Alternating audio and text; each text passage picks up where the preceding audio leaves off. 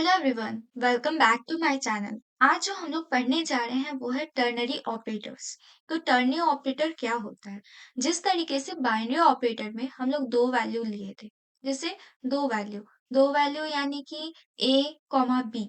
ठीक है, ये दो वैल्यू हो गया। लेकिन आज हम लोग दो से ज्यादा एक्सप्रेशन को लेंगे। That would be A B C, three expression. कहने का मतलब क्या है? तो कहने का मतलब दिखाते हैं। जैसे बाइनरी ऑपरेटर में होता था ना कि हम लोग लिखते थे कि मान लो लिखे m equal to A plus B. ठीक है, तो ये था मेरा बाइनरी ऑपरेटर्स।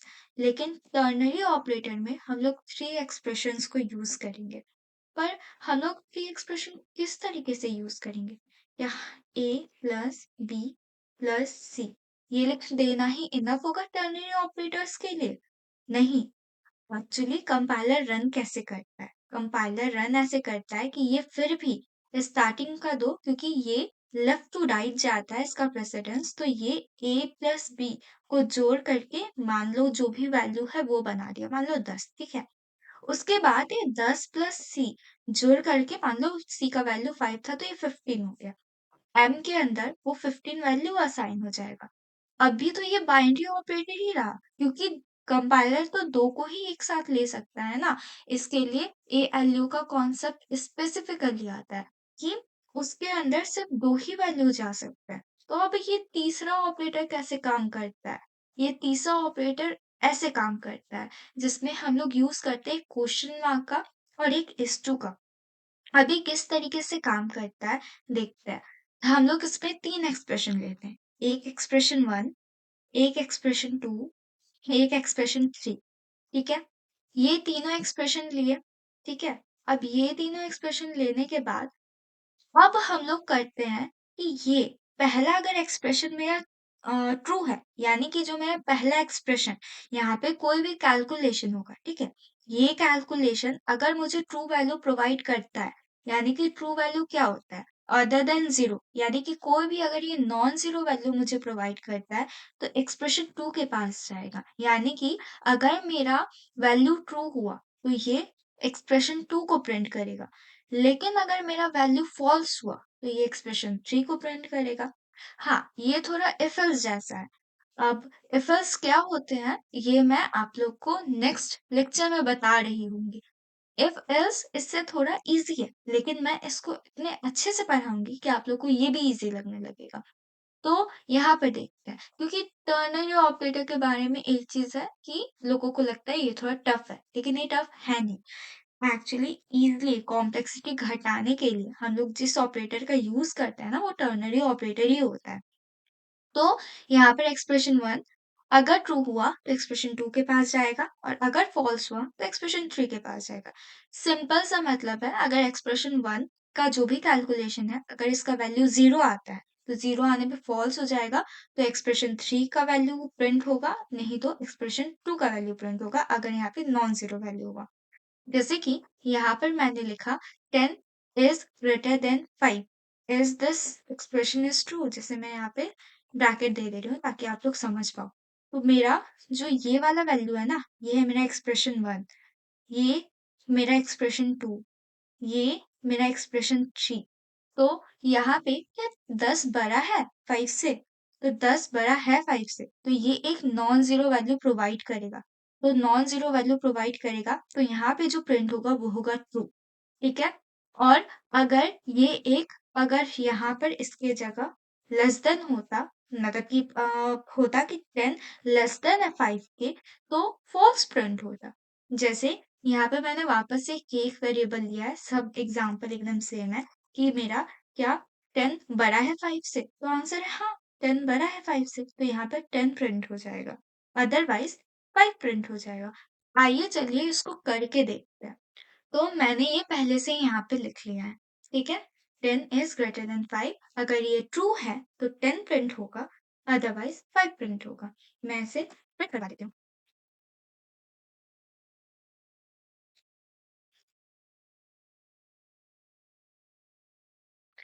तो देखिए यहाँ पे 10 प्रिंट हो गया। ठीक उसी तरीके से अगर यहाँ पे लेस देन का साइन होता और अगर ये फॉल्स वैल्यू प्रोवाइड करता ना, तो मेरा यहाँ पे 5 प्रिंट होता। क्योंकि ये एक फॉल्स वैल्यू है और ये एक ट्रू वैल्यू है। मतलब ट्रू वैल्यू फॉल्स वैल्यू नहीं, कि अगर ये ट्रू हुआ तो ये प्रिंट हो रहा है और ये फॉल्स हुआ तो ये प्रिंट हो रहा है। अब ना इसको थोड़ा टफ क्वेश्चन के तौर पे देखते हैं। मैं इसको डिलीट करती हूँ, ठीक है। और यहाँ पर मैंने ऑलरेडी एक क्वेश्चन लिख के रखा है, क्योंकि अगर हम लोग टफ क्वेश्चन को कर लेंगे तो हम लोग इजीली इजी क्वेश्चन को कर पाएंगे, ठीक है। तो ना अब इसमें सबसे पहले ये समझना जरूरी है कि अरे ये तो इतना बड़ा दिख रहा है, अब इसको कैसे सॉल्व करते हैं।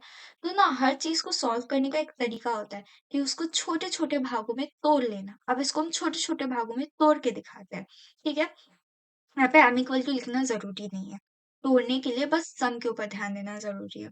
तो ना यहाँ पे सबसे पहले हमको फाइंड करना है कि क्या मेरा एक्सप्रेशन 1 है, क्या मेरा एक्सप्रेशन 2 है और क्या मेरा एक्सप्रेशन 3 है और क्या मेरा एक्सप्रेशन 4 है। नो। तो मुझे यहाँ पे ये फाइंड करना है कि क्या मेरा एक्सप्रेशन 1 है, क्या मेरा एक्सप्रेशन 2 है और क्या मेरा एक्सप्रेशन 3 है। इसी के बेसिस पे तो मैं इसे फाइंड कर पाऊंगी। अब मैं आप लोग को एक बात बता देती हूँ इस बात से जुड़ा हुआ, कि यहाँ पे एक चीज हमेशा फिक्स रहेगा कि जितना क्वेश्चन मार्क होगा उतना ही इस टू होगा, या जितना इस टू होगा उतना ही क्वेश्चन मार्क होगा। जैसे कि यहाँ पर भी देख लीजिए, यहाँ पर है मेरा एक क्वेश्चन मार्क, यहाँ पर है मेरा दो क्वेश्चन मार्क। तो यहाँ पर बीच में जो इस टू है ना, ये भी एक और यहाँ पर है दो, ठीक है। तो दो के लिए, तो अब हम लोग इसको सॉल्व करके देखते हैं कि किस तरीके से सॉल्व होता है, क्या आएगा मेरा आउटपुट 10, 20 या 30। अगर आपको इस क्वेश्चन के बारे में या टर्नरी ऑपरेटर जितना भी समझ आया है, उसके बेसिस पे अगर कोई आइडिया है, इसको सॉल्व करना खुद से वीडियो को पॉज करके। अदरवाइज अब मैं बताने जा रही हूँ, ठीक है। तो सबसे पहले फाइंड करते हैं मैं एक्सप्रेशन 1 क्या है। तो ना क्वेश्चन मार्क के जो पहले होता है ना, उसको हम लोग कंसीडर करते हैं एक्सप्रेशन 1। तो यहाँ पर सुविधा के लिए मैं ये लिख लेती हूँ कि क्वेश्चन मार्क के पहले जो है वो है मेरा एक्सप्रेशन 1, ठीक है। तो अब इसको सॉल्व करते हैं। सबसे पहले इसी को सॉल्व करेंगे। अब मैं बता दूं कि जो ग्रेटर देन है ना, इसका जो प्रायोरिटी है नॉट इक्वल टू से ज्यादा है। तो क्या 2 बड़ा है 6 से? तो इसका आंसर है नहीं, 2 तो मेरा 6 से बड़ा है नहीं। इस पूरे को मैं कॉपी करके नीचे लिख देती हूँ, ताकि मुझे लिखने में सुविधा होगा और समझाने में सुविधा होगा, ठीक है। तो क्या 2 बड़ा है 6 से? नहीं। अगर 2 बड़ा नहीं है 6 से तो एक फॉल्स वैल्यू रिटर्न करेगा। फॉल्स क्या होता है? 0। मैंने लिख दिया 0, ठीक है। अब क्या 10 नॉट इक्वल टू 0 है? 10 नॉट इक्वल टू 0 है, ये तो ट्रू स्टेटमेंट है। इसका मतलब ये है कि यहाँ पे होगा 1, ठीक है। अब जैसे ही ट्रू स्टेटमेंट आ गया, तो अब तो मुझे क्या डायरेक्टली 10 पे जंप करना है? नहीं, मुझे 10 पे जंप नहीं करना। मुझे फाइंड करना है कि मेरा क्या है एक्सप्रेशन 1। अब ये मैंने तो पहले ही बोल दिया था कि ये है मेरा एक्सप्रेशन 1, और एक्सप्रेशन 2 क्या है? क्योंकि ट्रू आने पे तो एक्सप्रेशन 2 के ऊपर जंप करेगा ना। तो मेरा जो एक्सप्रेशन 2 है वो है यहाँ से लेकर के यहाँ तक, 20 तक। हाँ, इस टू के पहले तक ये पूरा जितना है ना, ये पूरा का पूरा एक्सप्रेशन 2 है मेरा। और ये जो है 30, यही है मेरा बस एक्सप्रेशन 3। अदरवाइज इस टू के पहले जितना है ना, ये मेरा एक्सप्रेशन 2 है। इस चीज को खुद से समझ के देखना। अब तो जो आंसर होगा वो मेरा 10 और 20 में से कोई एक होगा, क्योंकि एक्सप्रेशन 3 तो फॉल्स, ये इसका वैल्यू फॉल्स हुआ ही नहीं। अगर फॉल्स होता तो मेरा आउटपुट सीधे 30 हो जाता, लेकिन क्योंकि ये ट्रू वैल्यू है तो ये होगा मेरा 5। अब मैं इसको कंट्रोल सी कर दी, ठीक है। अब इसको मैं यहाँ पे लगा the question mark, question mark, और फिर कंट्रोल वी कर दी, ठीक है। अब इसके बाद इसको सॉल्व करते हैं। अब इसमें भी ब्रैकेट दे देते हैं सुविधा के लिए, कि आप लोग को समझ में आए, ठीक है। यहाँ पे मैंने ब्रैकेट दे दिया कि ये है मेरा एक्सप्रेशन 2। तो अब यहाँ पे दे दिया, लेकिन अब पॉइंट ये है ना, इसमें भी मुझे देखना पड़ेगा क्या ट्रू है और क्या फॉल्स है। हाँ, मुझे अब इसमें भी देखना पड़ेगा, क्योंकि यहाँ पर इस क्वेश्चन मार्क का आंसर इस टू में छुपा है। एग्जैक्टली इस क्वेश्चन मार्क का आंसर इस S2 में छुपा हुआ है। तो मुझे इन दोनों में से कोई एक सेलेक्ट करने के लिए मुझे यहाँ पे प्रेजेंट इसका आंसर जानना पड़ेगा कि कौन है सच। अब या ये ट्रू है या ये फॉल्स है। अगर ये ट्रू हुआ तो आंसर होगा 10 और अगर ये फॉल्स हुआ तो आंसर होगा 20। तो मैं सिर्फ और सिर्फ इस भाग को अब यहाँ पे रहने दे रही हूँ और इसको हटा दे रही हूँ। ठीक है, अब मुझे इसको फाइंड करना है और ये तो मेरा समझ में इसका आंसर तो मुझे पहले ही मिल गया। अब मेरा इसका आंसर इस आंसर में छुपा हुआ है। तो अब देखो, सबसे पहले तो इक्वल टू और नॉट इक्वल टू इन दोनों का प्रायोरिटी इक्वल होता है। तो इसको हम लोग लेफ्ट टू राइट डील करते हैं। तो लेफ्ट टू राइट डील करने में या 6 बराबर बराबर है 2 के या 2 बराबर बराबर है 6 के, नहीं दिख ही रहा है 2 बराबर बराबर 6 कैसे हो सकता है। तो ये फॉल्स है। तो फॉल्स के लिए 0 लिखते हैं। अब लिखा हुआ है 0 नॉट इक्वल टू 3। भाई ये तो ट्रू आ गया, ये तो ट्रू है मेरा। 0 नॉट इक्वल टू 3 ट्रू। यहाँ पे आ गया 1। तो अब क्योंकि 1 आ गया तो ये भी तो मेरा एक ट्रू वैल्यू है। अब क्योंकि ये जो वैल्यू है ये मेरा ट्रू रिटर्न किया है ना, तो क्वेश्चन मार्क के सबसे पहला वाला ये मेरा होगा आउटपुट। अगर इसका आउटपुट फॉल्स आता तो इसका आउटपुट होता 20। क्योंकि इसका आउटपुट ट्रू आया है इस वजह से इसका है आउटपुट 10। अब हम लोग, हाँ, मैंने थोड़ा ज़्यादा कॉम्प्लेक्स क्वेश्चन लिया ताकि आप लोग इसको समझ पाओ, क्योंकि ना जिस तरीके से मैंने इसको सॉल्व किया ना, ये अप्रोच आपको भी ड्राई रन करके बार-बार समझ के अपने अंदर इम्प्लीमेंट करना है। तभी आप लोग टर्नरी ऑपरेटर को हैंडल कर पाएँगे। अदरवाइज़ खुद से लिखना तो भूल जाओ, नहीं लिख पाओगे। क्योंकि टर्नरी ऑपरेटर मैंने देखा है, क्योंकि स्टार्टिंग में भी मैंने ऐसा ही किया था कि रट लिया था। पर मुझे बहुत धीरे-धीरे करके इसको समझ में आया। मुझे समझाया, अब मैंने बहुत समझ के इसको समझा है और इसी वजह से मैं इतने क्लियरली आपको समझा पा रही हूँ। मैं इसको एक बार अच्छे तरीके से रिपीट कर रही हूँ ताकि आप लोग को समझ में आ पाए। देखो, पहले फाइंड करना था एक्सप्रेशन 1 क्या है, एक्सप्रेशन 2 क्या है, एक्सप्रेशन 3 क्या है। मेरा अप्रोच क्या है? मेरा पहला अप्रोच था फाइंड एक्सप्रेशंस, ठीक है। मेरा दूसरा मेरा दूसरा अप्रोच था एक्सप्रेशन को फाइंड करने के बाद जो मेरा एक्सप्रेशन 1 है उसको सॉल्व करना, ठीक है। उसको सॉल्व करना और सॉल्व करने के बाद ये चेक करना कि क्या वो मेरा ट्रू है या फॉल्स है, ठीक है। तो क्या वो मेरा ट्रू है या फॉल्स है, ठीक है। इफ ट्रू हुआ मेरा, अगर मेरा वो वैल्यू ट्रू है, देन हम किसको चूज कर रहे हैं, देन हम चूज कर रहे हैं एक्सप्रेशन 2 को। अगर वो मेरा वैल्यू ट्रू नहीं है, यानी कि फॉल्स है, देन हम चूज करेंगे एक्सप्रेशन 3 को, ठीक है।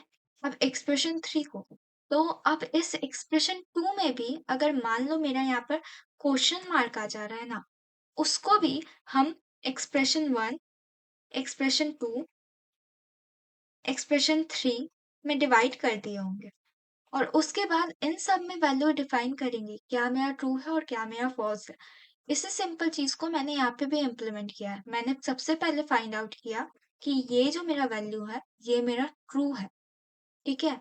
ये वैल्यू मेरा एक्सप्रेशन 1 है और ये ट्रू है। लेकिन इसके लिए अब मैंने पहले ये तो फाइंड कर दिया था, लेकिन ये भी मैंने फाइंड किया था कि ये मेरा एक्सप्रेशन 2 है और 30 मेरा एक्सप्रेशन 3 है, ठीक है।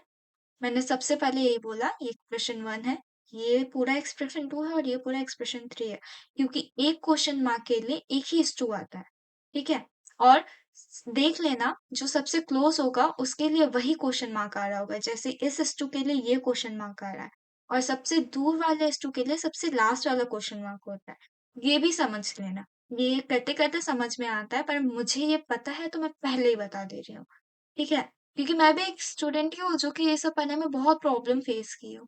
तो इस वजह से मैं बता दे रही हूँ, जहाँ-जहाँ मैं प्रॉब्लम फेस की हूँ, वहाँ-वहाँ आप लोग ना करो, समझने में ईज़ी हो। तो इस क्वेश्चन मार्क के लिए ये S2 आया, ठीक है? और ये दूर वाला क्वेश्चन मार्क है, तो दूर वाले के लिए एक दूर वाला S2 आया, ठीक है? उसके बाद मैंने एक्सप्रेशन 1 फाइंड कर लिया, एक्सप्रेशन 2 फाइंड कर लिया, एक्सप्रेशन 3 फाइंड कर लिया। इसको फाइंड करने के बाद मैंने ये फाइंड किया कि ये जो वैल्यू था, ये तो मेरा ट्रू था। अगर ये मेरा फॉल्स होता तो डायरेक्टली मेरा 30 आंसर आता। लेकिन क्योंकि ये मेरा ट्रू है तो मेरा ये चीज़ यहाँ पे चला गया। अब यहाँ पर आने के बाद भी ये सॉल्व होगा कि क्या ट्रू है और क्या फॉल्स है।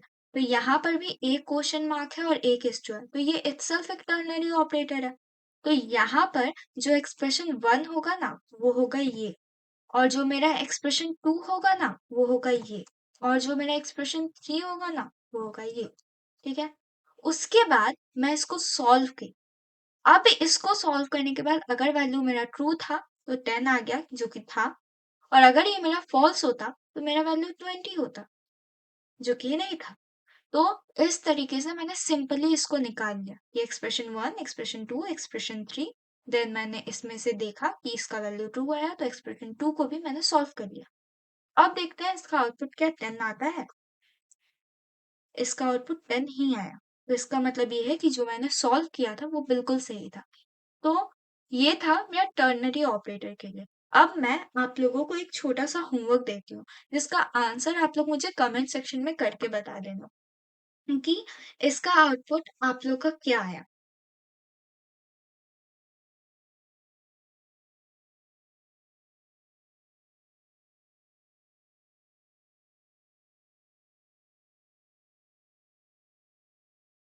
तो ये है मेरा वो क्वेश्चन, मैंने बहुत क्लियरली इस पूरे क्वेश्चन को लिखा है। आप लोग इसको ड्राई रन करना और मुझे कमेंट सेक्शन में बताना। अगर आप लोग इसको ड्राई रन करने में असमर्थ रहे, तो मैं ज़रूर अपने नेक्स्ट वीडियो में इसको डिस्कस करूँगी। लेकिन firstly I want your comments, so please comment guys. Thank you for watching.